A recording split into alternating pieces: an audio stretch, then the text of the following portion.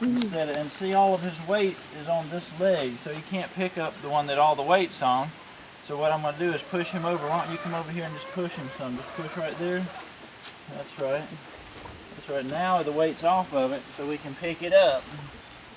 And then, look, it's all full. Yeah, that's the place to get killed right there. We're getting all the manure out, the dirt out, getting down to the frog. Oxygen will kill thrush. Thrush is something that eats a horse's foot.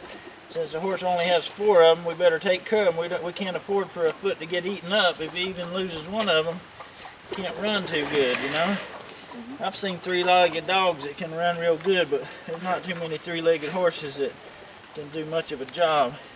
So he's pulling it back a little bit, but I'm holding on. So now there's that flange right there. Let's study that.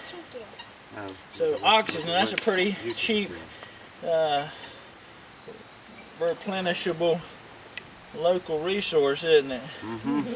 Yeah, so we're going to get some oxygen down in here so that it kills and eats up the thrush, because the thrush is what eats holes in the horse's foot. See that flange right there? That's what I want to get rid of. Let me trade you. You take that. Please, thank you. I'm going to get rid of this flange here. There's grain in a horse's foot, just like in a piece of wood. Some of y'all been learning about wood grain while you're here? Oh, yeah. Yeah, well, it's exactly the same in the foot. The grain runs from this back heel to the toe and from this heel to the toe. So if you go with it, it cuts and works well. If you don't, it just won't work hardly, or it's very slow and terrible. So the grain runs radial around the horse's foot? Okay. Sort of this way and that way. Yeah. Is there some kind of a seam in the middle where they meet? Yep, right in the very center. Nice.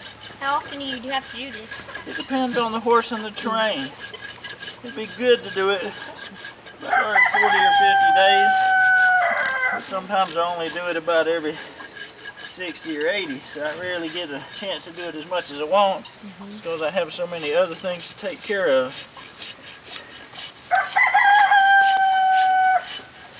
I'm rounding it out a little bit. I'm leaving a little edge. And that way the horse's foot is protected. This is the sole, and that's more tender. This is the hoof wall.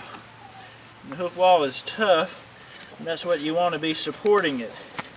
In fact, sometimes if the hoof wall gets worn down so much, guess what you put on there?